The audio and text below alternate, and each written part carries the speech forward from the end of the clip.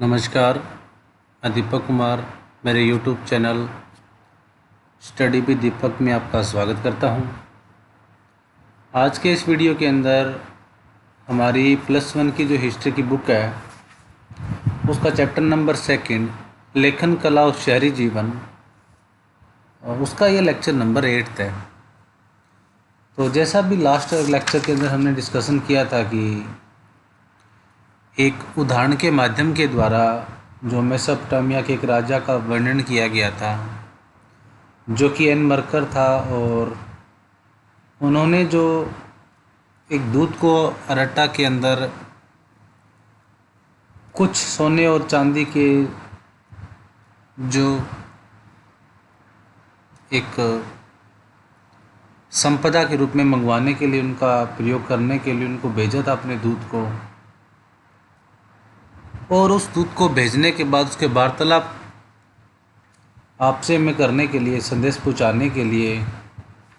जो मिट्टी के बर्तनों के ऊपर या मिट्टी के शब्दों को लिखने का रिवाज जिस तरीके से प्रचलन में लाया गया था पहली बार, उसी के आधार पर ये मान लिया गया था कि जो एन मरकर थे उनके द्वारा जिस शब्दावली भाषा का प्रयोग किया था उसके माध्यम के द्वारा ही हम मुख्य रूप से जो लेखन प्रणाली के अंतर्गत इसको मान लिया गया था। अब ये जो आ जाता है कि हमारा देश जो दक्षिणी मेसोपोटामिया, उसका शहरीकरण और परिवेश और राजा के बारे में किस तरीके से उनका वर्णन विस्तृत जो अध्ययन है वो किन माध्यमों के द्वारा उन शैली का जो वर्णन किया गया है, उन सभी का जो वर्णन है सामाजिक परिवेश के संदर्भ में इस वीडियो के माध्यम से हम पढ़ने की कोशिश है वो करेंगे। 5000 ईस्वी में दक्षिणी मेसोपोटामिया में बस्तियों का विकास होने लगा था। तो दक्षिणी जो मेसोपोटामिया का विकास के बारे में लगभग जो समयकाल माना जाता है वो 5000 ईस्वी के आसपास है वो माना जाता है। इन बस्तियों में से कुछ ने प्राचीन शहरों का रूप ले लिया था। ये शहर कई तरह के थे।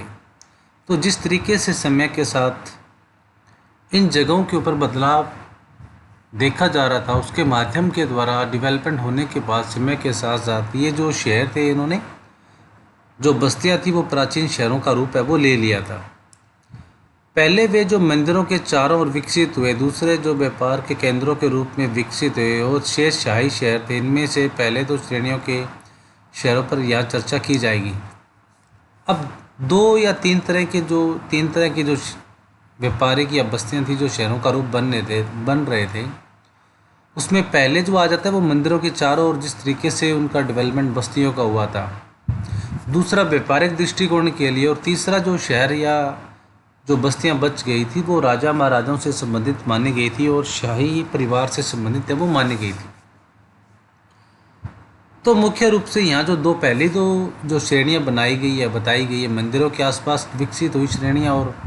व्यापारिक केंद्रों के रूप में, उन सभी का वर्णन है वो मुख्यतः इस वीडियो के माध्यम से किया जाएगा। बाहर से आकर बसने वाले लोगों ने अपने गांव से कुछ चुने हुए स्थानों या मंदिरों को बनाने या पुनर्निर्माण करना शुरू किया गया था। यानी कि जिस तरीके से लोगों के आध्यात्मिक विकास के लिए कुछ लोगों के द्वारा जो मंदिरों को बनाने का जो कार्य था वो पूर्ण रूप से कर लिया गया था। सबसे पहला ज्ञात मंदिर एक छोटा सा देवालय था जो कच्ची ईंटों का निर्माण से बना था। मंदिर विभिन्न प्रकार के देवी देवताओं के निवास स्थान थे, जैसे जो चंद्र देवता थे, जो इनासा जो प्रेम और युद्ध के देवी थी। ये मंदिर ईंटों से बनाए जाते थे। अब जिस तरीके से पहले मंदिरों के बारे में वर्णन किया गया था वो देवालय या छोटा सा मंदिर बनाया गया था और जिसका निर्माण छोटी कच्ची ईंटों के माध्यम से वो किया गया था, और उसमें अलग अलग विभिन्न प्रकार के जो उस प्राचीन समय काल के जो देवी देवता थे वो निवास माना जाता था। जैसे अलग अलग तरह के जिस तरीके से जो देवी देवताओं से संबंधित उनका वर्णन किया गया था, जैसे उर थे वो चंद्र देवता से संबंधित थे। इन्नाना नाम के जो देवी देवता थे वो प्रेम के लिए और युद्ध की देवी के रूप में ये जो मंदिर थे अपने आप को रिप्रेजेंट वो करते थे। तो अलग अलग इन देवी देवताओं को उसके पूजनीय स्थान के या पूजनीय रूप में अलग अलग उनको चरितार्थ है वो किया गया था। और समय के साथ ये बड़े होते गए, जैसे जैसे समय के साथ बस्तियां विकसित होती गई थी, इन मंदिरों का निर्माण वो विस्तृत रूप से होता चला गया। क्योंकि उनके खुले आंगन के चारों ओर कई कमरे बने होते, तो कुछ प्रारंभिक मंदिर साधारण घरों के अलग किस्म के नहीं होते थे, क्योंकि मंदिर भी किसी देवता का घर ही होता था। लेकिन मंदिरों की बाहरी दीवारें कुछ खास अंतरालों के बाद भीतर और बाहर की ओर मुड़ी हुई होती थी। यही मंदिरों की विशेषता थी, साधारण घरों की दीवारें ऐसे नहीं होती थी। अब जिस तरीके से मंदिरों का निर्माण किया गया था, उनके चारों तरफ एक खुले आंगन के तौर पे कुछ कमरे हैं वो बनाए जाते थे उसके इर्द गिर्द। और साधारणतः जब मंदिर बनाए गए थे, वो एक घरों के आसपास के जो मंदिर है वो नहीं बनाए जाते थे, यानी कि जो बीच में उनका डेवलपमेंट है वो किया जाता था। आसपास मंदिर किसी तरह के जो कमरे स्थान है वो नहीं बनाए जाते थे। और मंदिर होते थे वो लगभग जो देवता का जो घर निवास स्थान उनको माना जाता था। और जिस तरीके से मंदिरों की जो बाहर की दीवारें कुछ दूरी के छोड़ने के बाद उनको जो भीतर और बाहर की जो दीवारें होती थी उनकी मुड़ी हुई होती थी, और ये जो मुड़ी हुई आपस में जो दीवारें होती थी इन्हीं कोई मंदिरों की विशेषता मानी जाती थी। और इनकी तुलना में जो घर सामान्यतः बनाए जाते थे उसमें इस तरह की दीवारों का, मुड़ी हुई दीवारों का जो माध्यम होता था वो नहीं होता था, और सिंपल दीवारें हैं वो घरों के लिए बनाई जाती थी। देवता पूजा का केंद्र बिंदु होता था। लोग देवी देवता के लिए अन्न, दही, मछली लाते थे। पुराने ज़माने के कुछ मंदिरों के फर्शों पर मछली की हड्डियाँ की परतें जमी हुई थी। अब जिस तरीके से देवता का पूजा जो सेंटर माध्यम होता था वो उनका केंद्र बिंदु माना जाता था, और जो लोग होते वो देवी देवता के लिए अन्य अनन्य प्रकार के जो संसाधन या खाद्य पदार्थ थे वो उनका प्रयोग किया जाता था, जिसमें अन्न, दही, मछली वगैरह उन सभी का जो अवशेष है वो प्रयोग है वो आराध्य देवता के रूप में माना जाता था। आराध्य देव सैद्धांतिक रूप से खेतों, मत्स्य क्षेत्रों, स्थानीय लोगों के पशुधन का स्वामी माना जाता था। समय आने पर उपज को उत्पादित वस्तुओं में बदलने की प्रक्रिया जैसे तिल निकालना, अनाज पीसना, काटना, उन्हीं कपड़ों को बुनना आदि की जाती थी। अब जिस तरीके से उन देवी देवता को पूजा जाता था तो उनको खेतों के लिए, मछली पालन के लिए, और जितने भी जो स्थानीय लोग होते थे पशुपालन होते थे, तो उन सभी का देवी और देवता होते थे उन सभी को उनका स्वामी माना जाता था। और जिस तरीके से वस्तुओं का हम शुरुआती दौर में देखते हैं बदलने की जो प्रक्रिया अपनाई जाती थी, वो यहीं से जो प्रक्रिया मंदिरों के द्वारा उनका जो स्थानीकरण था वो किया जाता था। घर परिवार से ऊपर के स्तर के व्यवस्थापक, व्यापारियों के नियोक्ता, अन्य हल जोतने वाले पशुओं, रोटी जो कि शराब, मछली के आवंटन और वितरण के लिखित अभिलेखों के पालक के रूप में मंदिरों ने धीरे धीरे अपने क्रियाकलाप बढ़ा दिए और मुख्य शहरी का रूप ले लिया, लेकिन अन्य दूसरे कारक भी इस व्यवस्था के अंदर विद्यमान थे। अब जिस तरीके से व्यावसायिक और व्यापारिक और जितने भी पशुओं से संबंधित जो शराब निकालने, मछली बांटना, आवंटन करना, उसका प्रयोग करना, तो घर परिवार के अन्य अतिरिक्त जो बिजनेस व्यापारिक दृष्टिकोण के लिए इनका प्रयोग किया जाता था। तो जितने भी जो संसाधन होते थे इन मंदिरों के पूजन स्थान के लिए, तो उनके पालक के रूप में एक आस्था के रूप में अलग अलग दृष्टिकोण से उनको माना जाता था, उनकी आराधना की जाती थी। और जितने क्रियाकलाप धीरे धीरे लोगों के द्वारा बढ़ रहे थे, उनके द्वारा लोगों के स्थान के लिए इनका जो घर है वो बढ़ता चला जा रहा था, और शहरी संस्था के रूप में इन्होंने एक स्थान है वो ले लिया था। और अलग अलग फैक्टर जो मिलकर इन संस्थाओं के या पूज्य स्थान के रूप में इनका जो प्रयोग है वो महत्व बढ़ता जा रहा था। जमीन में प्राकृतिक उपजाऊपन होने के बावजूद कृषि कई बार संकटों से घिर जाती थी। फरात नदी की प्राकृतिक धाराओं में किसी वर्ष तो बहुत ज़्यादा पानी बह आता था और फसलों को डुबो देता था, और कभी कभी ये धाराएं अपना रास्ता बदल लेती थी, जिससे खेत सूखे रह जाते थे। अब जिस तरीके से ये देवी देवता के रूप में इनको लोगों के द्वारा पूजा जाता था, तो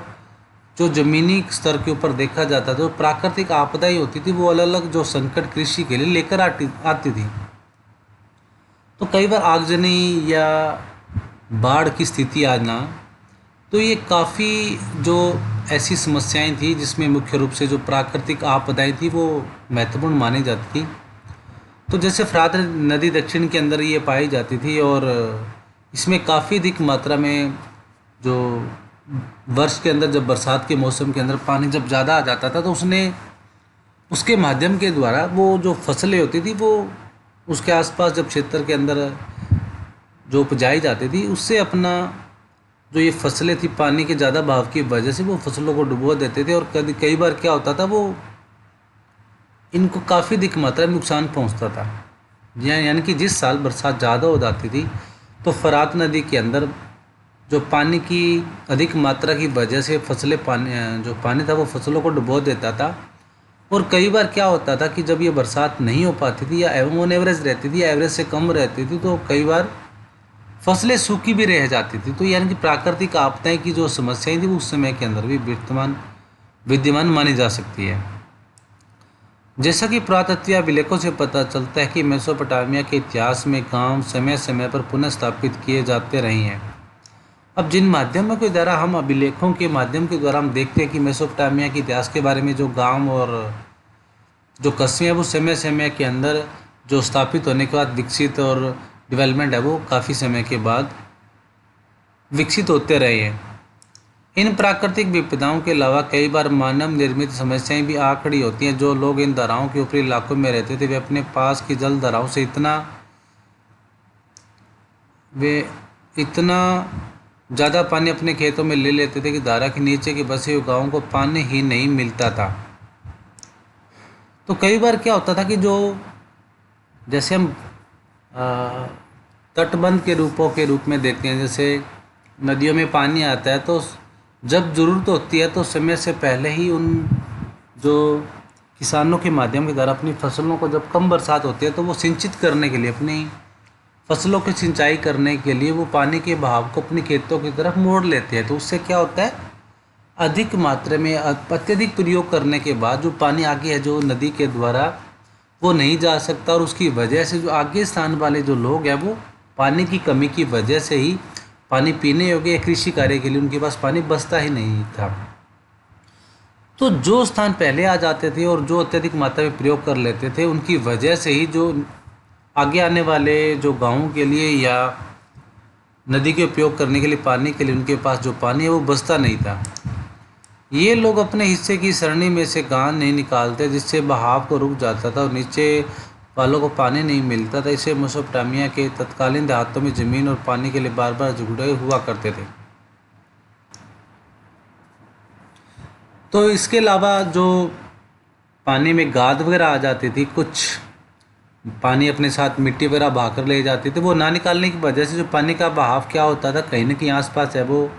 एक स्पेस बनाने की वजह से उनका रुक जाता था, यानी कि बांध बना लेते थे, जिसकी वजह से जो आगे आने या देहात के अन्य जो बांध से आगे आने वाले जो लोग होते थे उनको पानी जो पीने योग्य या सिंचित करने के लिए नहीं मिलता था, और आपस में उसमें झगड़े है वो मेसोपोटामिया के अंदर प्राचीन समय काल के अंदर देखे जा सकते हैं। जब किसी क्षेत्र में लंबे समय तक लड़ाई चलती थी तो मुख्य लड़ाई जीतते थे वे अपने साथियों व अनुयायियों को लूट का माल बांटकर खुश कर देते थे,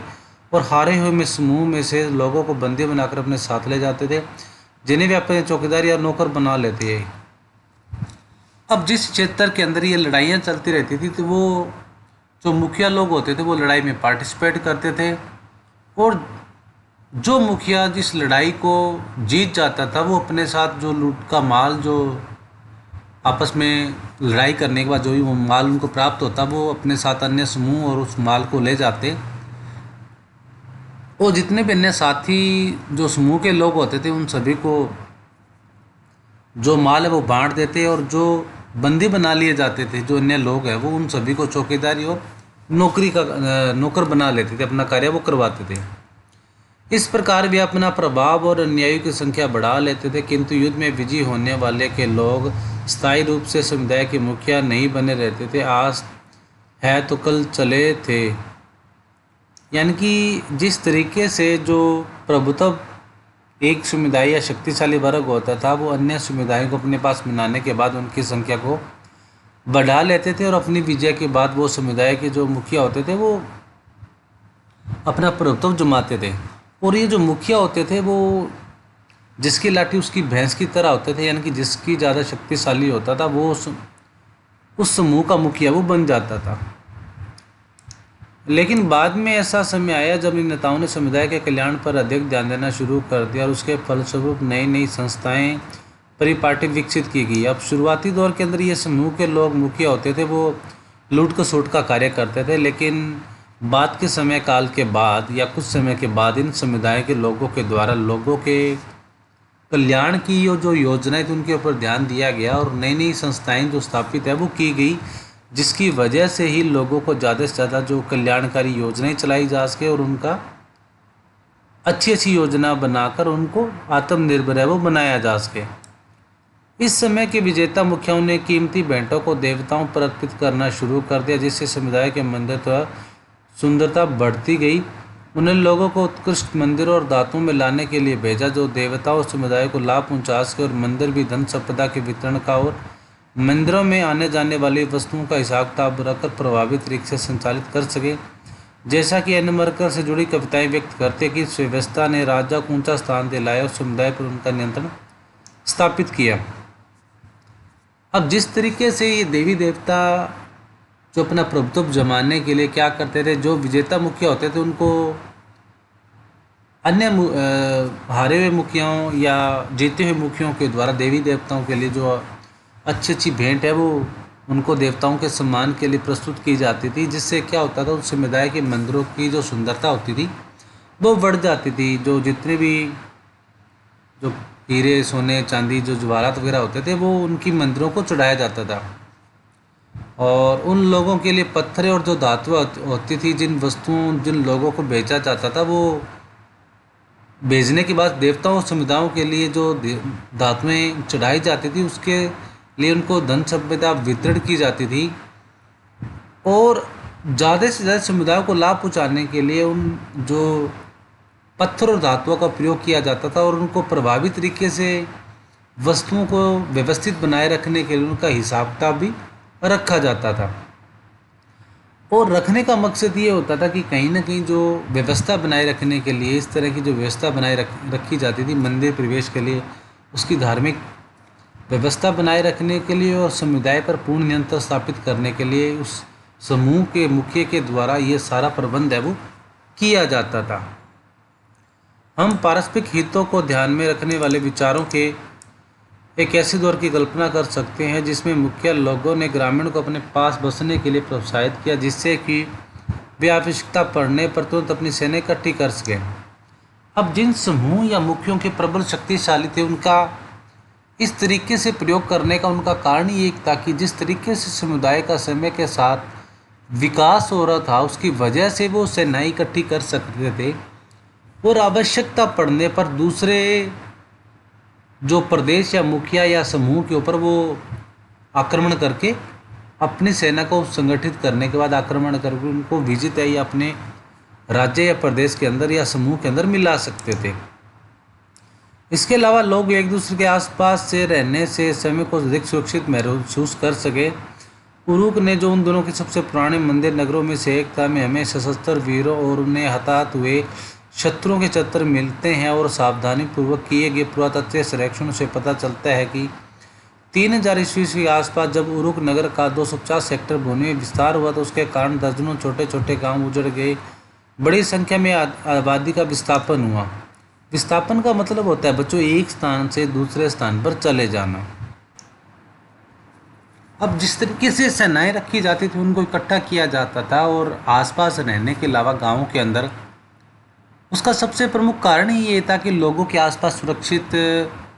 जो व्यवस्था बनाए रखने के लिए सेना को इकट्ठा करने की वजह से जो व्यवस्था थी गांव के लोगों को सुरक्षा प्रदान की जाती थी। और जिस तरीके से जो वीर वगैरह जो सशस्त्र वीर होते थे शत्रुओं को विजित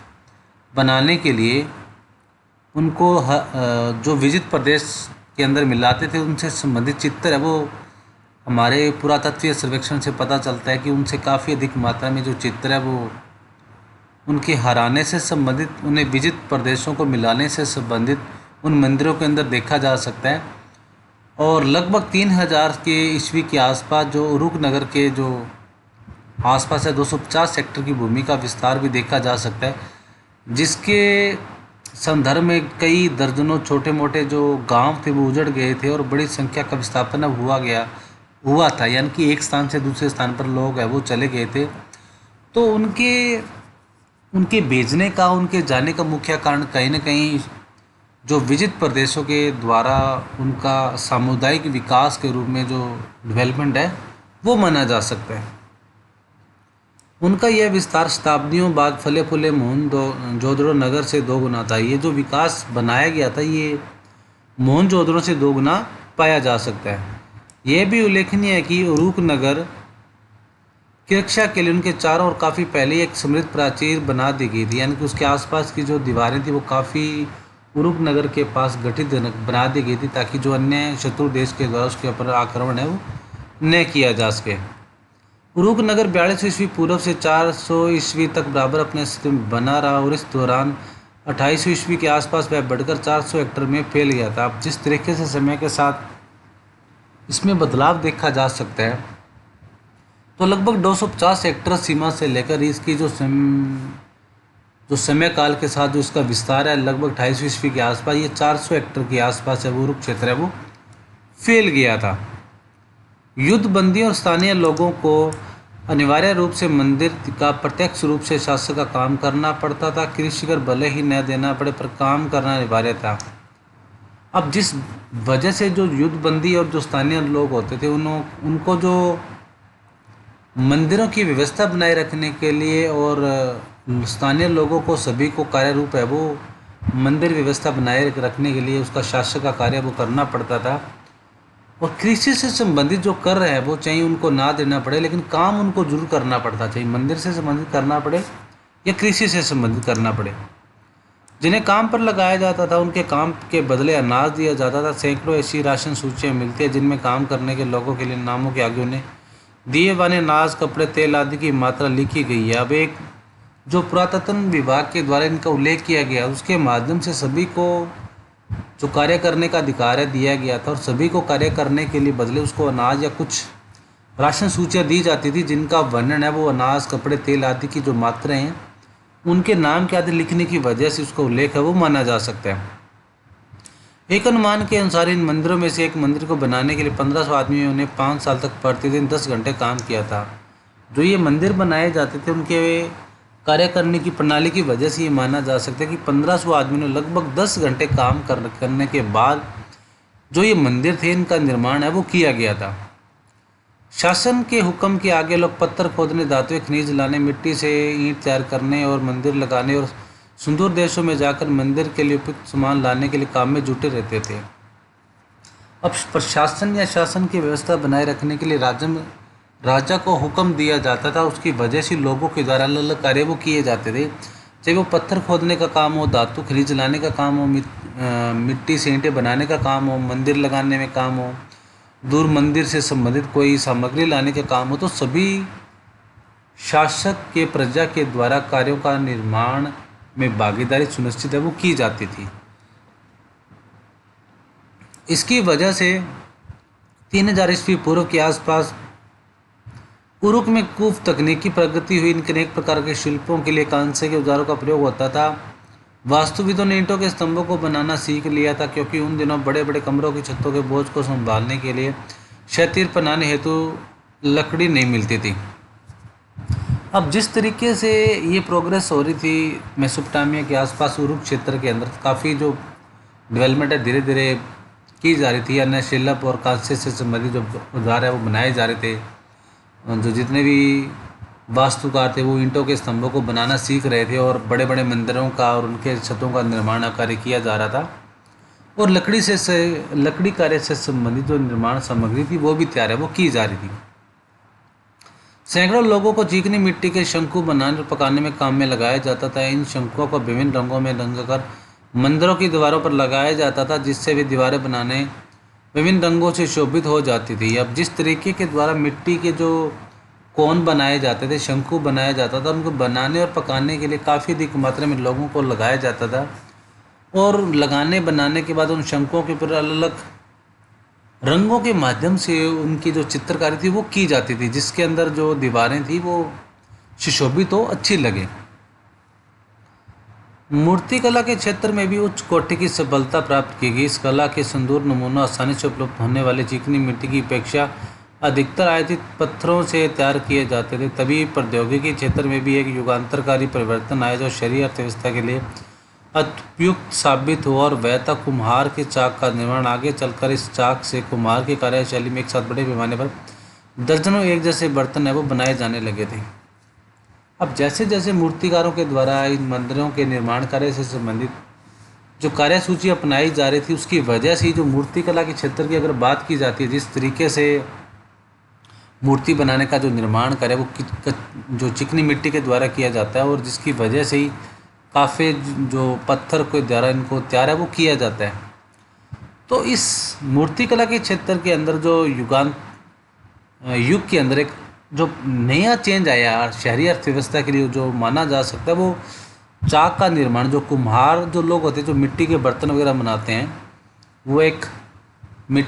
लकड़ी के पहिए का प्रयोग करने के बाद उसका जो किसी मूर्तिकला का या मिट्टी का निर्माण बनाने के उसका प्रयोग करते हैं, उसके ऊपर उसको चलाया जाता है। तो चाक का निर्माण इसमें क्रांतिकारी हुआ, जिसके अंदर बड़े पैमाने पर दर्जनों सैकड़ों बर्तन या मूर्तिकला से संबंधित अन्य सामग्री थी वो बनाई जाने लगी। और इस परिवर्तन को, इस चेंज को उस व्यवस्था के अंदर काफ़ी प्रोग्रेसिव है वो माना जा सकता है, क्योंकि लोग आसानी से कम समय के अंदर अधिक से अधिक चीज़ों का निर्माण कार्य वो सुनिश्चित है वो कर रहे थे। तो ये था हमारा आज का वीडियो, आज का लेक्चर, जिसके अंदर हमने दक्षिण मेसोपोटामिया की जो शहरीकरण व्यवस्था थी, जिसके अंदर मंदिर और राजा की जो प्रावधान अपनाया जाता था, मुख्य रूप से जो व्यापारिक केंद्र के रूप में, और मंदिरों के चारों तरफ जो डेवलपमेंट, जिस तरह का विकास डेवलपमेंट अपनाया गया था, उनकी कार्यशैली को देखा गया था, जाना गया था। और इतिहासकारों के दिए गए उल्लेख के माध्यम से जिन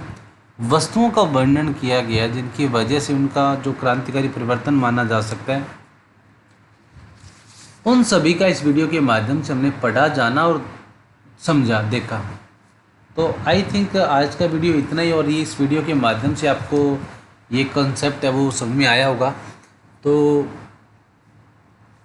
अगर आपको ये मेरा वीडियो पसंद आए, यूट्यूब पे देख रहे हो, अगर आपको ये मेरा वीडियो पसंद आए तो आप प्लीज़ इसे लाइक ज़रूर करें। लाइक करने से मुझे मोटिवेट मिलता है कि मेरे द्वारा जो बताया गया आपको समझाने का जो तरीका है, उसके माध्यम के द्वारा आप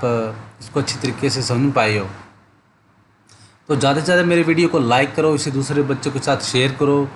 और दिए गए बेल आइकन को क्लिक कर लो, ताकि जो भी कोई वीडियो अपलोड हो उसका नोटिफिकेशन आपको मिलता रहे। और अगर अभी तक आपने मेरा चैनल स्टडी विद दीपक का सब्सक्राइब नहीं किया है तो प्लीज़ सब्सक्राइब ज़रूर कर लें, और दूसरे बच्चों की भी आप सब्सक्राइब करने के लिए मोटिवेट करें। तो मिलते हैं अगले वीडियो में एक नए लेक्चर के साथ। तब तक stay home, stay safe and be positive.